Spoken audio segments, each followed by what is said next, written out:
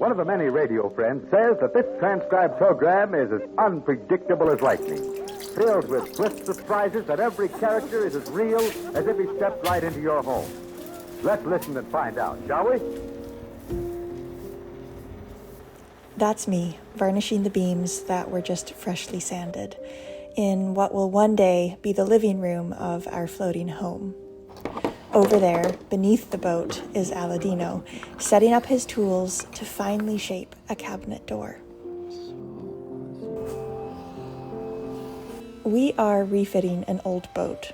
It's a Cape George Cutter 36, a boat designed for the blue ocean, a boat with a lot of beauty and a lot of soul, and also just a lot of needs. We're on year 4 of the refit now, approaching the end, but far from being there. But the fact that we're now working on beautifying the boat rather than tearing it apart is definitely a bit more motivating. All right, I'm pretty pleased.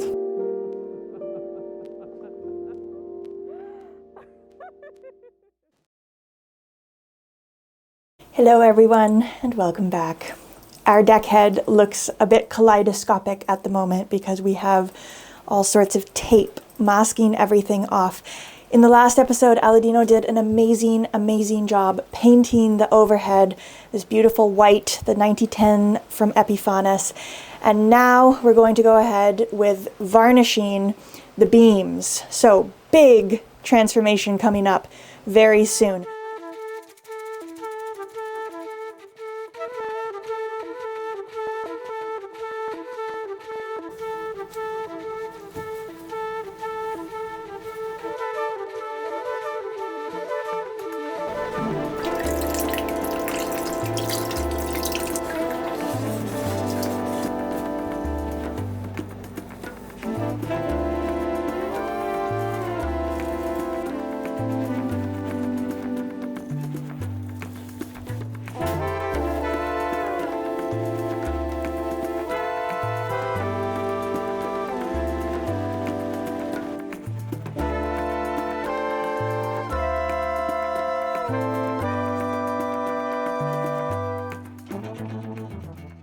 I have added some things here which will be part of Maya's varnishing, just trying to have it all complete. There's this piece of trim added and the 2 handrails, so since she will be doing the overhead, it ties together here, so it's better to have it all in one place this time.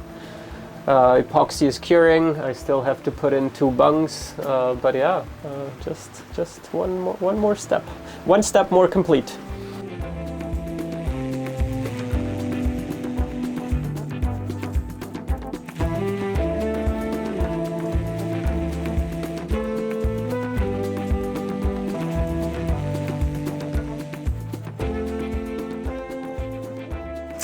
All right, next day, everything is dry. It's looking good. I mean, first coat is never like the one to create the biggest wow effect because it sort of soaks a bit unevenly here and there. But I will say I'm really happy that I did all the effort to take the stain off these beams. The two-tone effect does really look nice, especially once we get the satin varnish on. You know, I think that just makes the biggest difference ever. So, no, I'm really happy.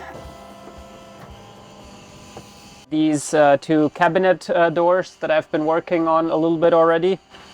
So I've sanded everything after gluing them together, and I brought the router table over, so that allowed me to make this groove, which is where the doors are set into the frame. So basically we are replicating this one here. So the next steps are rounding over the outside corners, the inside corner. Well, and then I'm also removing some material here to put in the panel, because we're not gonna do the wicker. We're gonna put in a panel of Alaska yellow cedar, so we gotta make room for that to slide in. And yeah, it's going pretty well. I'm pretty pleased.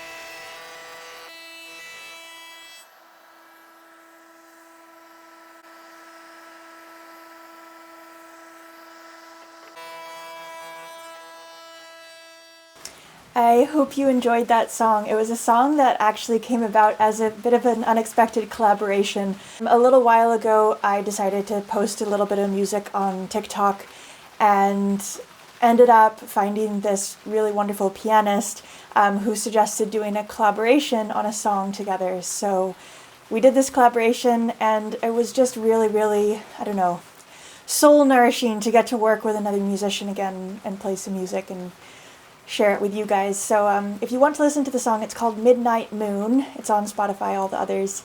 And it's released in collaboration between myself, Maya Eliza, and Kaylin DeJulio, who also has music on Spotify and all the other platforms.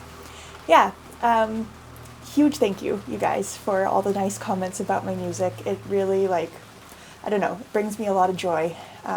So thank you. A router table can be used for many applications. I rarely do cabinet making like this myself, so I have only the very basic knowledge myself. But it is certainly very handy to round corners or add rabbets and things like that. You could make a router table, but it's definitely handy to have one like this that already has all the adjustments and settings all in one piece, so you can really easily hook up a vacuum to it or adjust the height of the router bit. I still have a thing that I still approach routers carefully because I had router bits fly around my ears in the past, but yeah, just approach it carefully and they do wonderful work.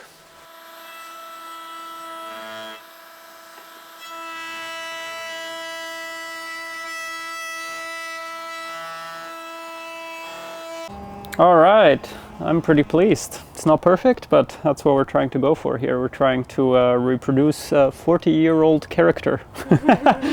So next, since there's going to be the AYC panel that fills it in here, it has to have a groove to go into, and that one will be here.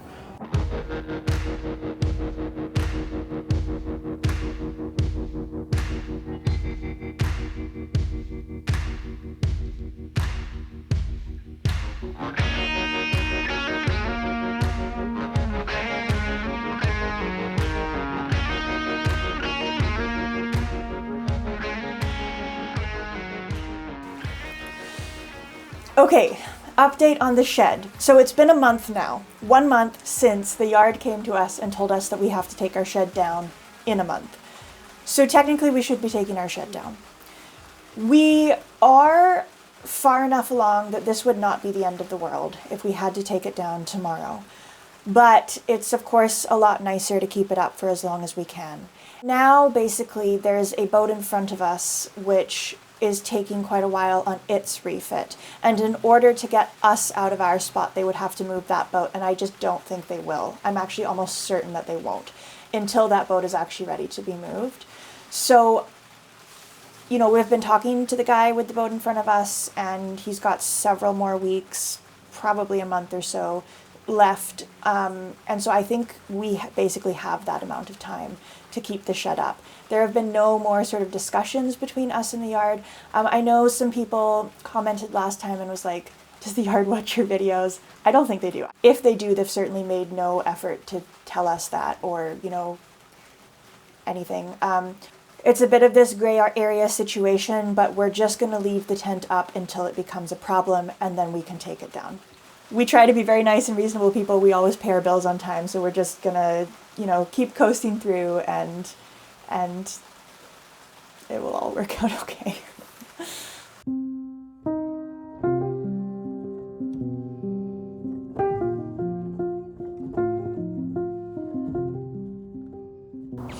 Oh, I'm so pleased. It's not often I get to make teak sawdust. I love it.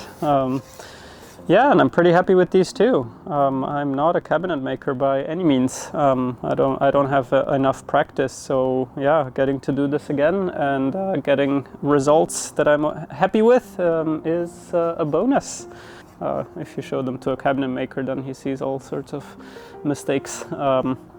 So I did the groove on the inside, and they're both about the same size, so when we cut panels, we can make panels, and if they need a little more taken off, we just take the hand plane, but then the panel goes in there. And then I took a chisel just to do, to transform the round edge into a square one. And now I'm just giving it a final touch of with the sandpaper.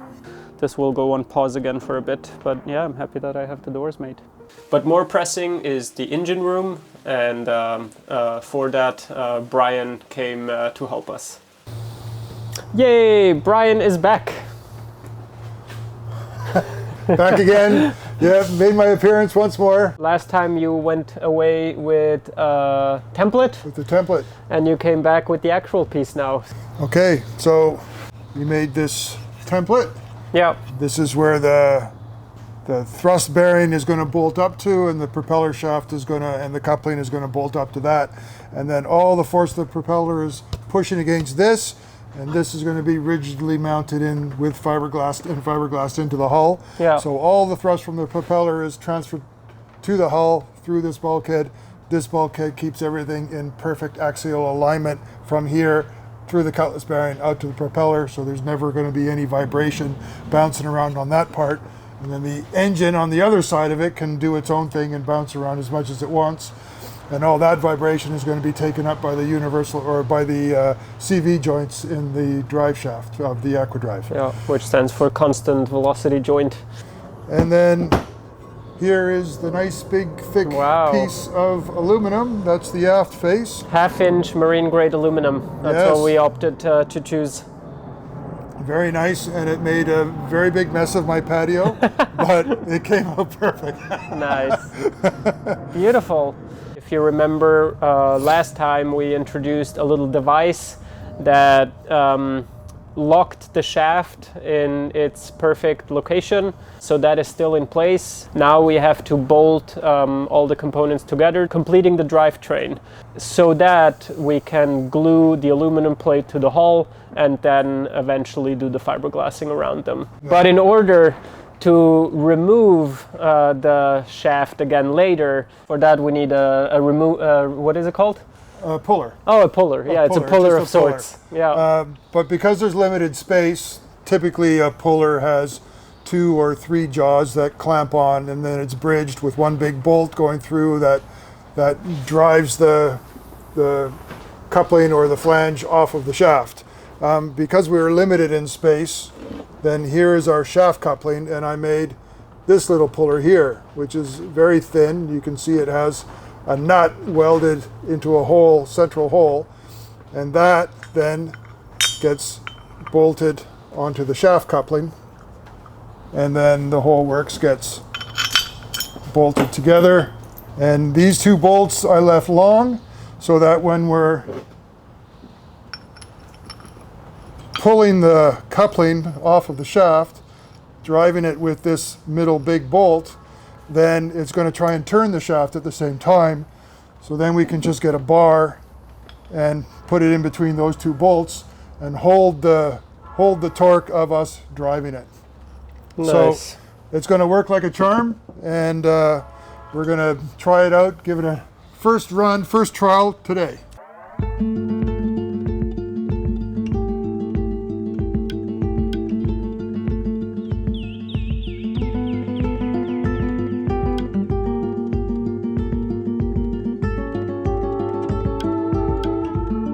So what you saw us do there in that time lapse is basically do a test run of the new puller, and it worked the charm.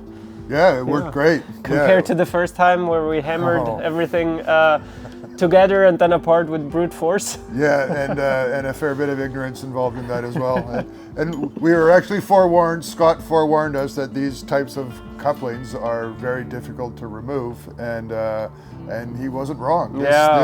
This coupling actually, it fought us every step of the way. Last quarter inch, we were still pushing it off pulling it off with the puller. Yeah, so. Even with the puller. Yeah. And I really like that you added 2 longer bolts, and as you can see in the time lapse too, Brian is holding it with, well, just any bar, but stopping the whole thing from rotating, which is exactly the same concept once it is installed in place, since the shaft wants to rotate, but the 2 longer bolts can lock it nicely. And I'm just using the crescent wrench onto this one.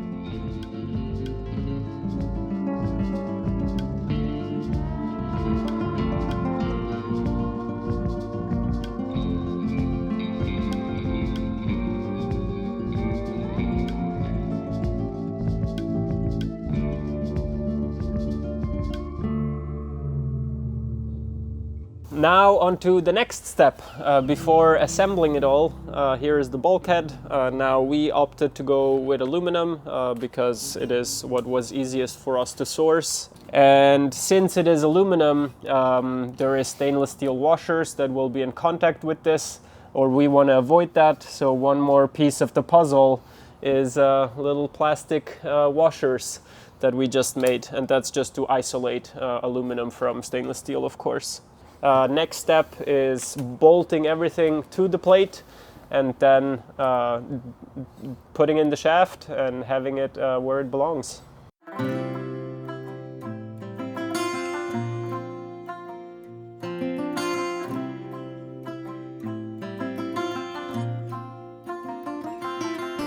Okay, now we've assembled the whole unit. This is what it looks like: shaft, coupling, thrust bearing, and our bulkhead. A few important things are, of course, when the thrust bearing is bolted onto the bulkhead, there is a rubber bushing inside, and depending on how much you torque these bolts, or if you torque them differently, then the plate might be distorted, and it's very important to have the bulkhead perpendicular. So the recommendation is using a torque wrench. We don't have one right now, so what we did instead is we measured the distance with a caliper on both sides, and that should give us similar results. Now we will bring a torque wrench when it's about the final installation. So yeah, so now it's time to slide the whole contraption in for good. It's going to be the last time. We'll try and hold the angle right. Should I get out of the way so you can see it a bit? Yeah. That's good. Yeah, you'll be out of the way of the thrust bearing too. Yeah.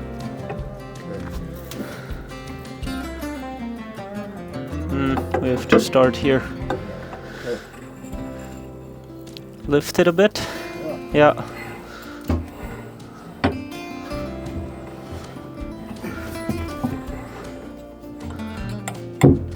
Oh. Rudder! Rudder! Should I go or do you go? I'll get it. Okay. Yeah. So the shaft is too long, of course, still, because it's the original one, and the engine was not that the engine was more forward, but, well, yeah, it was. The transmission was, at least. So now it's touching the rudder. So Brian's going down, removing the rudder, or moving the rudder, and then we can push it further. There we go.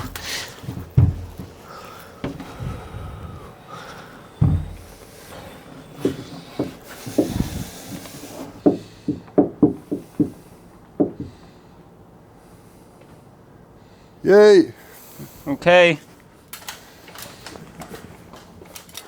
It's really nice to have Brian's help. It makes the work more fun, and he has lifelong experience in the field. So really value his expertise, recommendations, experience gained in the field, and just a lot of fun to work with him.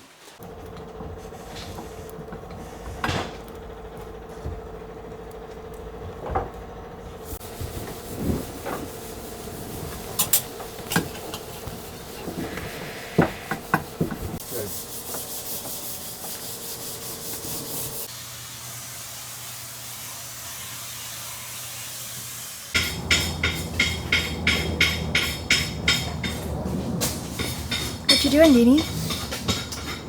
Securing the rudder. It's very critical that we don't touch the shaft anymore, because everything's connected to it. If we bump it, that changes the alignment of our bulkhead. So it's critical that this isn't disturbed until the bulkhead is bonded into place. I am taking my leave, heading back to little home in Gibson's. Yay. Thank you so much for coming, Dad. Oh, it was my pleasure. I'm really appreciate it. glad that the bulkhead worked out well. Yeah. And that Aladino is going to spend a couple hours this afternoon epoxying it in place initially, and then putting all the putting all the fiberglass reinforcing in to make it the strongest thrust bulkhead on any Cape George. Nice. Wonderful. All right, Dad. Safe travels home. Thanks for coming. Yep, See you you next bet. time. And I'll see you again. We'll make Well, another. and you've still we'll got make another homework, day. right? What? You've still got homework, don't you? I have homework. Yes, I have the cap rails. The cap rails had a bunch of countersunk holes for original bolts that were there, and they had cutouts for The old chain plates. the old chain plates. Which were on the inside, yeah. So I've fixed all the countersunk bolt holes with a graving block, and now I'm making another graving piece for where the chain plate cutout was. We'll show that next time. Yeah, my homework. Perfect. Thanks, Dad. Okay, you bet. By the way, I should mention, whenever we have a video with you, there's always a few people who ask if Deanie and I are really, really tiny people. We're not that tiny. No. Yeah, what I'm 5'9", I think. You're 5'10". 5'10", Oh, I'm right. 5'9". You're 6'5", so you're the outlier. No, actually now I am 6'3.5", and at one point in my life I was 6'5". Wow. I've lost 1.25 inches. We So better get doing some yoga, Dad. Stretch that spine out. no, it's the burden of being a father. Oh, great. Yeah, I love that. It's the heavy, That's the good. weight and responsibility. Oh. it's the heavy thoughts. Yeah, I'm a real trouble. The weight, yes, the weight. Bye. See ya.